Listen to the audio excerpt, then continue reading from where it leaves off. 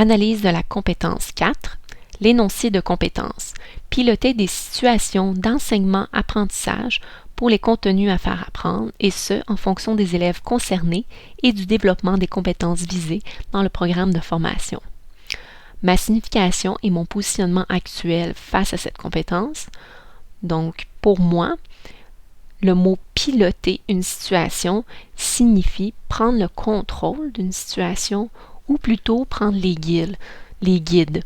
Donc, c'est-à-dire que le professeur a un rôle d'accompagnateur dans la situation d'enseignement.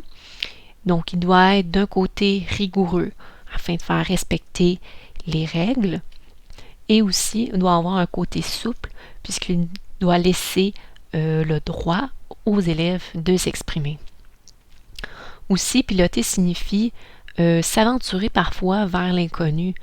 Ici, qu'est-ce que je veux dire? C'est que lorsque l'enseignant planifie sa situation d'apprentissage, s'il le fait bien, il va mieux faire face à certains imprévus auxquels il ne s'attendait pas et ainsi il va être capable peut-être de mieux ramener tous les élèves à bon port vers converger vers le concept qu'il veut.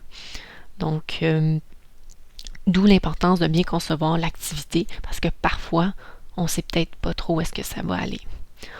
Et aussi, à mon avis, ça implique que, indirectement, piloter des situations d'enseignement-apprentissage nécessite de créer une bonne ambiance qui est favorable à l'apprentissage.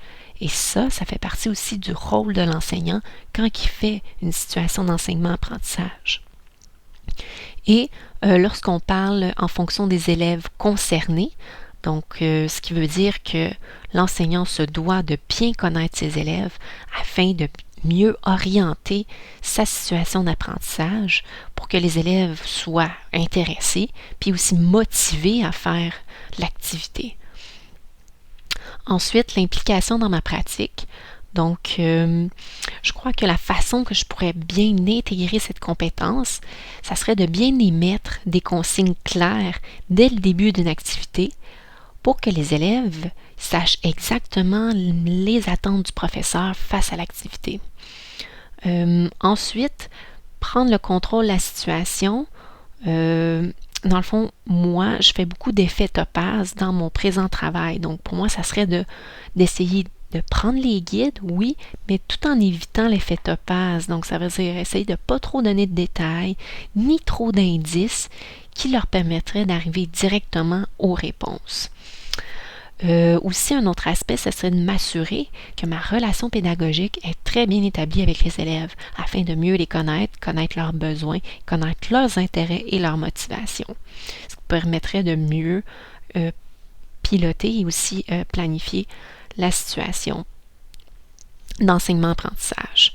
Aussi, une autre façon de bien l'intégrer, cette compétence dans ma pratique, serait de consulter fréquemment le programme de formation de l'École québécoise pour que je puisse bien garder en tête les compétences visées ou l'énoncé de la compétence visée que je veux que les élèves atteignent à la fin de la situation d'apprentissage. Aussi, le rôle de créer une ambiance, donc une façon de le faire, je crois, serait de créer des équipes par eux-mêmes, donc leur laisser certaines séances de cours où est-ce qu'eux-mêmes ils créent leurs équipes et aussi certaines séances où est-ce que c'est le professeur qui impose les équipes pour être certain que les équipes soient réparties, que les plus forts puissent ne pas toujours être ensemble pour que ça soit de manière homogène dans le groupe. Ensuite, aussi, un des rôles du professeur, je crois, pour pouvoir bien intégrer cette compétence, c'est de m'assurer que les ressources auxquelles je vais faire référence, puis je vais mettre aussi à disposition aux élèves, sont des ressources qui sont à jour, qui sont pertinentes, puis aussi qu'il y a une bonne variété des ressources à consulter. L'épreuve de développement de cette compétence, dans mon travail que j'ai effectué lorsque j'étais animatrice scientifique, j'ai créé des situations d'apprentissage pour des élèves du primaire. Donc, je devais premièrement créer l'activité scientifique, ensuite aller l'animer sur les heures de dîner ou les heures après la classe, vu que c'était des activités parascolaires. Donc, il a fallu que je m'adapte au public cible qui était des enfants du primaire. Donc, j'ai dû, d'une façon un peu, intégrer cette compétence, puisqu'il fallait que je pilote, que je guide ces situations-là. Et parfois, on ne s'attend pas toujours au résultat final. Donc, j'ai pu un peu intégrer de cette façon la compétence. Et aussi, présentement, dans mon travail de technicienne en travaux pratiques au collégial, donc j'accompagne et je guide des élèves lors des séances de laboratoire et aussi lors de leurs projets transdisciplinaires. Donc, j'ai un rôle aussi de piloter, des aider, des guider au travers de leurs différents projets.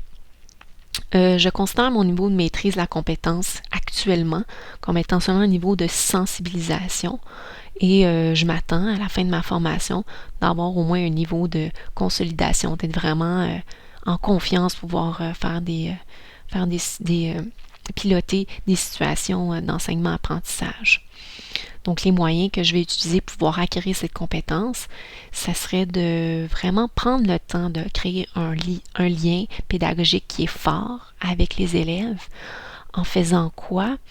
Ça serait en faisant des activités parascolaires avec eux. Donc, dans le fond, de les connaître en dehors des quatre murs de la classe. Donc, peut-être en faisant des activités sportives, en les accompagnant dans des voyages, en m'impliquant dans des projets avec eux, comme en sciences, il y a des projets comme Science on tourne, Pump-Up ou des concours de sciences. Je pourrais aussi, c'est ça, les accompagner dans des sorties scolaires, donc me permettant de connaître un peu plus les élèves, mais en dehors de la classe. Il y a aussi une partie de la compétence que je maîtrise peu, c'est la détection des problèmes d'enseignement-apprentissage. Donc, je crois que je vais pouvoir acquérir cette compétence, ce petit élément de compétence lors de mes stages pratiques et aussi de manière continue tout au long de ma carrière d'enseignante. Donc, voilà mon analyse de la compétence 4.